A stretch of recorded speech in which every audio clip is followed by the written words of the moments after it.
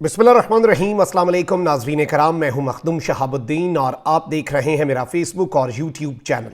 उम्मीद करता हूं आप सब लोग बखैर वाफियत होंगे और जहां भी होंगे अपने अहले खाना समेत खुश भी होंगे और महफूज भी। नाज़रीन कराम, आज चीफ जस्टिस उमर अता बंदयाल ने सबको उड़ा के रख दिया है और जो पिछले 2 दिन से चीफ जस्टिस पर अदम एतमाद और चीफ जस्टिस के इस बेंच के बायकॉट का फैसला कर चुके थे, आज अदालत के अंदर उनके साथ क्या हुआ है ये बड़ा दिलचस्प मामला है। जबकि दूसरी जानिब सेक्रेटरी दिफा भी अदालत पहुंचे, उन्होंने अदालत को क्या बताया है और कुछ ऐसी खबरें हैं, कुछ ऐसे रिमार्क्स हैं जो कि बहुत वाजे, बहुत क्लियर हैं। और आज चीफ जस्टिस हर चीज पर डट गए हैं, हर मामले पर डट चुके हैं और बहुत सी ऐसी चीजें हैं जो मीडिया में रिपोर्ट भी नहीं हो रही। मैं ये सारी की सारी डेवलपमेंट्स आपके सामने रखता हूं, जबकि वकला भी एक बहुत बड़ी तादाद में निकले हैं। हजारों वकला आज शराए दस्तूर पर सुप्रीम कोर्ट ऑफ पाकिस्तान की सिक्योरिटी के लिए chief justice Pakistan justice Umar Ata Bandial के साथ इजहार यकजहती के लिए, उनकी कुव्वत बनने के लिए, क्योंकि इस मरतबा जो पाला है वो एक कमजर्फ दुश्मन से पड़ा है और ये जो कमजर्फ दुश्मन है ये हर तरह का हमला कर सकता है। 1997 के अंदर भी सुप्रीम कोर्ट पे हमला हो चुका है। तो ये सारी की सारी चीजें हैं। मैं पहले आपको ये बता दूं कि सुप्रीम कोर्ट में पंजाब और खैबर पख्तूनख्वा इलेक्शन इल्तवा केस की समाअत के सिलसिले में आज सिक्योरिटी के गैर मामूली इंतजामात किए गए थे। सुप्रीम कोर्ट की तरफ इस्लामाबाद पुलिस की बहुत ही भारी नफरी मौजूद रही, जिसमें एलकार्ड, डंडे और जो शील्ड्स होती हैं उनके साथ वहां पर मौजूद हैं। इस्लामाबाद पुलिस ने किसी एहतजाज के पेश नज़र वाटर कैनन्स भी शराए दस्तूर के ऊपर पहुंचा दी हुई हैं। दूसरी जानिब इस्लामाबाद पुलिस का ये ऑलरेडी कहना है कि सिर्फ जो ऑथराइज्ड लोग हैं वही सुप्रीम कोर्ट ऑफ पाकिस्तान में दाखिल हो सकेंगे, जिनकी लिस्टें बनी हुई हैं, या फिर वो लोग जो जिनके मुकदमात ज़ेर इल्तवा हैं। अच्छा, अब यहाँ पर मामला जो हुआ है ये बड़ा दिलचस्प और बड़ा इंटरेस्टिंग है, क्योंकि एक जानिब तो जो पाकिस्तान की वकला बिरादरी है वो निकले हैं और बड़ी तादाद में शराए दस्तूर पर सुप्रीम कोर्ट ऑफ पाकिस्तान जो है उसके सामने उन्होंने अपना एहतजाज रिकॉर्ड कराया है चीफ जस्टिस ऑफ पाकिस्तान के हक में। और एक बहुत बड़ी तादाद के अंदर वकला बिरादरी आज निकली है। काला कोट जो है और बहुत लाइन अप होकर बड़े ऑर्गेनाइज तरीके से सुप्रीम कोर्ट की सीढ़ियों के ऊपर खड़े होकर उन्होंने नारेबाजी की, उन्होंने चीफ जस्टिस ऑफ पाकिस्तान के साथ इजहार यकजहती किया। और वैसे टक्कर के लोग हैं काले कोट वाले, और वकील सुप्रीम कोर्ट के बाहर जो हैं जब ये पहुंचे और पुलिस ने वहां पर कोई हरकत करने की कोशिश की, आम आवाम पर तशद्दुद करने वाली पुलिस जो है वो वकला के सामने भी भीगी बिल्ली बनी रही। और अब जारी बात है कि बहुत चुप, बड़े यानी तहम्मुल के अंदर रहे। मैंने बहुत से विजुअल्स ऐसे देखे हैं कि वकला ने जब बातें सुना रहे थे तो बड़े चुप, बड़े खामोश से ये वहां पर मुंह तकते रह गए। अब मैंने जरा पूरी की पूरी अदालती कार्रवाई जो है उसका अहवाल आपके सामने रखना है और ये बड़ी डिटेल्ड कार्रवाई है। ये पाकिस्तान की तारीख लिखी जा रही है। ये 75 साल तारीख में एक एक लफ्ज जो है इस तारीख का याद रखा जाएगा। ये बड़ी इंपॉर्टेंट डिटेल्स हैं, ये आपने समझनी है। अच्छा, इस वक्त सुप्रीम कोर्ट में पंजाब और खैबर पख्तूनख्वा में इलेक्शन के इल्तवा से मुतल्लिक केस की समाअत जारी है। चीफ जस्टिस पाकिस्तान की सरबराही में 3 रुकनी बेंच इस केस की समाअत कर रहा है। अदालत ने आज सेक्रेटरी दिफा और सेक्रेटरी खजाना को तलब कर रखा है और इस सब के अंदर आज जारी बात है, आपको पता है कि सिक्योरिटी में भी जो इजाफा किया गया। अच्छा, समाअत के आगाज से कबल अटॉर्नी जनरल की जानिब से मुतफर्रिक दरखास्त सुप्रीम कोर्ट में दायर की गई।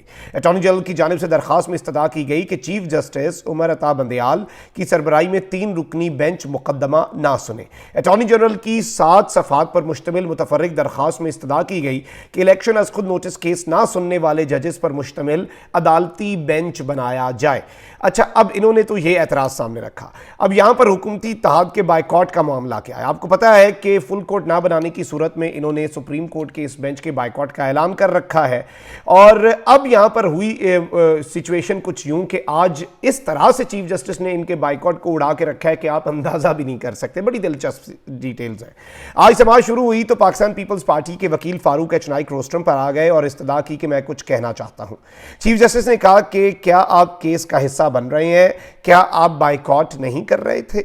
वकील पीपल्स पार्टी फारूक एच नाइक ने कहा कि हमने बायकॉट नहीं किया। चीफ जस्टिस ने कहा कि आप मुशावरत करके हमें बताएं, हमें तहरीरी तौर पर बताएं, अगर बायकॉट नहीं किया तो भी बताएं। अखबारात में आया है कि पीपल्स पार्टी ने तो हमारा बायकॉट कर दिया हुआ हुआ है। फारूक एच नाइक का कहना था कि सियासी जमातों को बेंच पर तहफ्फुज़ात हैं, बाइकॉट नहीं किया। जस्टिस मुनीब अख्तर का कहना था कि आप बाइकॉट करके दलाइल देने आ गए, इजलास में कहा गया है कि बेंच पर एतमाद नहीं। फारूक एच नाइक का कहना था कि सियासी जमातें समझती हैं कि इस पर लार्जर बेंच बनना चाहिए। वकील नून लीग अकरम शेख का कहना था कि अदालती कार्रवाई का बाइकॉट नहीं किया गया, हमने वकालतनामे वापस नहीं लिए, हमें बेंच पर तहफ्फुज़ात हैं, वकीलों का अदालत आना ही एतमाद जाहिर करता है कि हमें तो एतमाद है। फारूक एच नाइक का कहना था कि बेंच के दायरा इख्तियार पर भी तहफ्फुज़ात हैं। जस्टिस मुनीब अख्तर का कहना था कि सियासी जमातों का इजलास मुनक्किद हुआ, 48 घंटों से कौमी प्रेस में बाइकॉट का ऐलान चल रहा है। अगर आपको हम पर एतमाद नहीं तो हमें बताएं, आपको हम पर एतमाद ही नहीं तो आपके हम दलाइल कैसे सुन सकते हैं? अगर एलामिया वापस लिया है तो आपको सुन लेते हैं। चीफ जस्टिस उमर बंदियाल का कहना था कि बाइकॉट ही करना है तो अदालती कार्रवाई का हिस्सा ना बने। जस्टिस एजाजुल एहसन ने कहा कि वकालतनामा देने वालों ने ही इस बेंच पर अदम एतमाद किया है। चीफ जस्टिस पाकिस्तान ने कहा कि अटॉर्नी जनरल को सुन लेते हैं, सियासी जमातों ने अदालती कार्रवाई का बाइकॉट नहीं किया तो ये अब तहरीरी तौर पर बताएंगे। अटॉर्नी जनरल ने कहा कि 1 मार्च का फैसला 4-3 के तनासुब से है। इस पर चीफ जस्टिस ने कहा कि हम इस नुक्ते पर पहले बात कर चुके हैं, यानी पहले ये बाइकॉट का जो इनका मामला था इसे उड़ा के रखा, फिर ये जो 4-3 वाला शोशा था इसे चीफ जस्टिस ने वंस एंड फॉर ऑल लात मार के रद्दी की टोकरी में फेंक दिया है। अटॉर्नी जनरल का कहना था कि इलेक्शन कमीशन के पास इख्तियार है कि वो इंतखाबात की तारीख आगे बढ़ा सकता है, हुकूमत आइन के मुताबिक चलती है। और इस सब के अंदर चीफ जस्टिस ने रिमार्क्स दिए कि संजीदा अटॉर्नी जनरल से इसी बात की तवक्को है।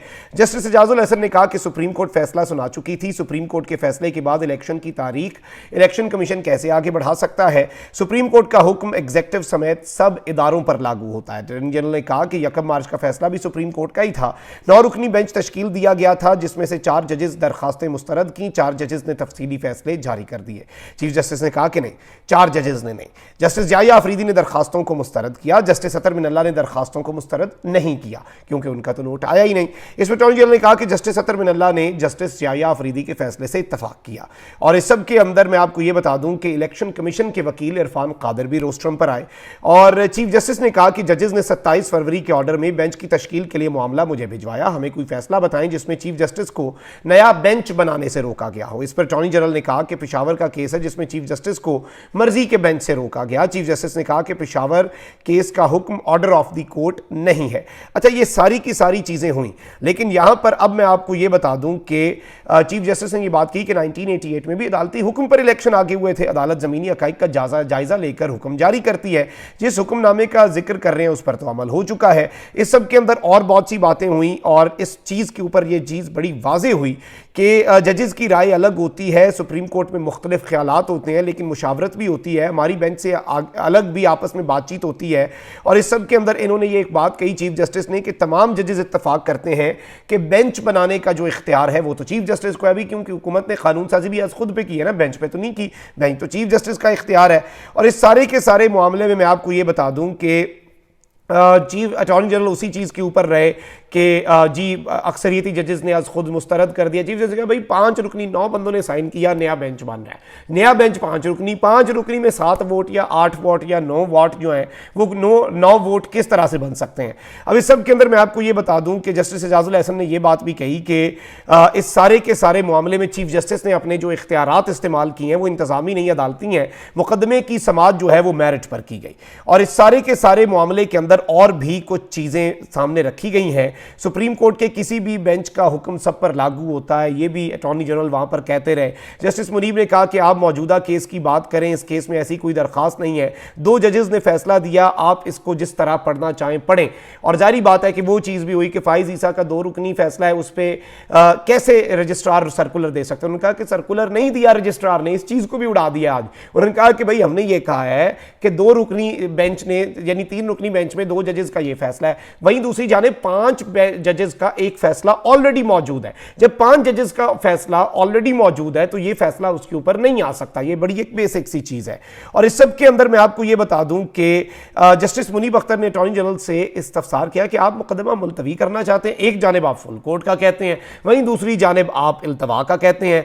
और इस सब के अंदर उन्होंने चीफ जस्टिस ने यह भी बात की कि आप अपनी दलील क़ियास आराई के ऊपर कायम कर रहे हैं। ये अदालत अज खुद नोटिस पर बहुत एहतियात करती है। अब तक इस अदालत ने आज खुद नोटिस पर बहुत एहतियात की, और इस सब के अंदर बहुत सी चीजें हैं और हमें स्पीकर्स जो हैं, जो कि मौजूदा आप देखें कानून के मुताबिक जब तक नेक्स्ट असेंबली नहीं आती स्पीकर रहता है, पंजाब और केपी असेंबली के स्पीकर दरखास्तें दे रहे हैं। और इस सब के अंदर मैं आपको ये बता दूं कि चीफ जस्टिस ने ये बात की, कहा था फुल कोर्ट को बाद में देख लेंगे, इस्तदा हमने मुस्तरद नहीं की, लेकिन इस सब के अंदर सर्कुलर से किसी फैसले को वापस भी नहीं लिया गया, इंतजामी हिदायत को आगे पीछे उसके ऊपर चीजें जो हैं वो डिस्कस की गई।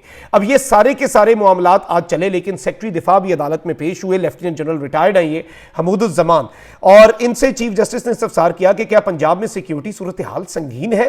लेफ्टिनेंट जनरल साहब, सेक्रेटरी दिफा ने कहा कि पंजाब में सिक्योरिटी से मुतल्लिक इन चैम्बर ब्रीफिंग देंगे, हमने कोर्ट में कुछ बोला तो दुश्मन मालूमात लीक कर सकता है, कुछ हसास मालूमात हैं जो चैम्बर में बताएंगे। वकील तहरीक इंसाफ अली जफर का कहना था कि मेरी राय में अभी सिक्योरिटी का मामला छोड़ देना चाहिए। चीफ जस्टिस ने इस्तफसार किया कि इंतखाबात के लिए सिक्योरिटी कौन देगा। अली जफर ने कहा कि देखें जी, रिजर्व फोर्स भी तो होती है, और इस सारे के सारे मामले में चीफ जस्टिस ने बड़ा इंपॉर्टेंट सवाल पूछा कि क्या हुकूमत को कंफर्म है कि 8 अक्टूबर को हालात ठीक हो जाएंगे। और इस सब के अंदर इलेक्शन कमीशन कह चुका है सिक्योरिटी और फंड्स मिलें तो इलेक्शन के लिए तैयार हैं, रिटायर्ड आर्मी के जवान भी सिक्योरिटी दे सकते हैं। ये पाकिस्तान तहरीक इंसाफ के वकील ने बात की, और इस सारे के सारे मामले में चीफ जस्टिस ने यह बात कही है कि हमें कोई कॉम्बैट सोल्जर्स तो नहीं चाहिए, जंगजू फौजी तो नहीं चाहिए। जारी बात है कि सेक्रेटरी दिफा से पूछा कि आपके पास रिटायर्ड जवान बुलाने का तरीकाकार है, तो उन्होंने कहा कि जी देखें, ये रिजर्व फोर्स होती है जिन्हें मखसूस हालात में बुलाया जाता है। रिटायर्ड आर्मी जवान भी सिक्योरिटी दे सकते हैं, पैरामिलिट्री फोर्सेज भी सिक्योरिटी दे सकते हैं, जो वजारत दाखिला के मातहत हैं। वजारत दिफा का इसमें चलें कोई नहीं काम होगा। तो इस सब के अंदर सेक्रेटरी दिफा को हिदायत की कि चंद घंटों बाद या कल सुबह तक सेक्रेटरी दिफा जो है वो बाज़ाब्ता तौर पर क्लैरिटी के साथ रिपोर्ट दें। और चीफ जस्टिस ने एक और बड़ी दिलचस्प बात की कि भाई बर्री फौज मसरूफ है तो नेवी और एयरफोर्स से मदद ली जा सकती है। इलेक्शन कमीशन कहता है 50% पोलिंग स्टेशन महफूज हैं। फौज में हर यूनिट या शोबा जंग के लिए तो नहीं होता, हर यूनिट और हर शोबा फौज का कॉम्बैट तो कर भी नहीं रहा। और इस सब के अंदर अटॉर्नी जनरल ने कहा कि इलेक्शन कमीशन ने अपने फैसले में कुछ वजूहात बताई हैं, ये हो गया वो हो गया, और इस सब के अंदर और भी बहुत सी इंपॉर्टेंट डेवलपमेंट्स हैं। और जाहिर बात है कि अभी भी समाज जो है उस हवाले से मजीद कुछ चीज़ें मैं इंशाल्लाह सुप्रीम कोर्ट के बाहर से, अभी भी मैं वहीं पर थोड़ी देर पहले मौजूद था, अभी मैं फिर जाऊंगा इंशाल्लाह समात को अटेंड करने के लिए, बीच में वक्फा भी था। और जारी बात है कि मैंने कहा कि चलें आपको अभी तक की डेवलपमेंट से मैं आगाह कर दूं। अपना बहुत ख्याल रखें। अल्लाह निगहबान। पाकिस्तान जिंदाबाद।